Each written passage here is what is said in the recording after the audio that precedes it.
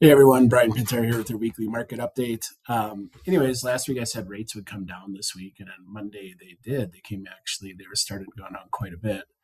The reason being is that it's more likely than not that the Fed will lower rates at the end of the month. However, on Tuesday, Donald Trump said that the ceasefire is over with Iran, and so when you cancel a ceasefire, it creates uncertainty, and uncertainty right now normally is a flight to safety, means people buy bonds and they buy treasuries, which help interest rates. But they're not doing that because when the ceasefire in Iran goes away, the strait closes, so oil doesn't get out, and oil prices rise, and oil prices increase inflation. That money, when we go to safety, actually leaves the market and it goes to cash. So what's happening now is there's a fear of inflation again.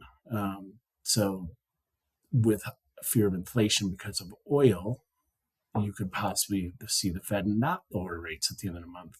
However, I do believe we would see the ceasefire go back into place. The whole world wants it, so there'll be a lot of pressure on Iran to work with the U.S.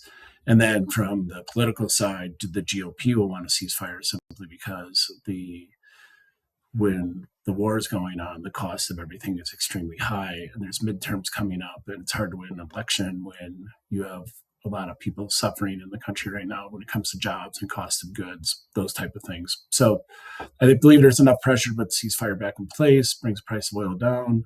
Inflation no longer becomes a concern. Jobs become the number one concern, as I stated last week, which allows the Fed to decrease rates at the end of July. So if you have any questions, give me a call. Talk to you soon. Hope you have a great day.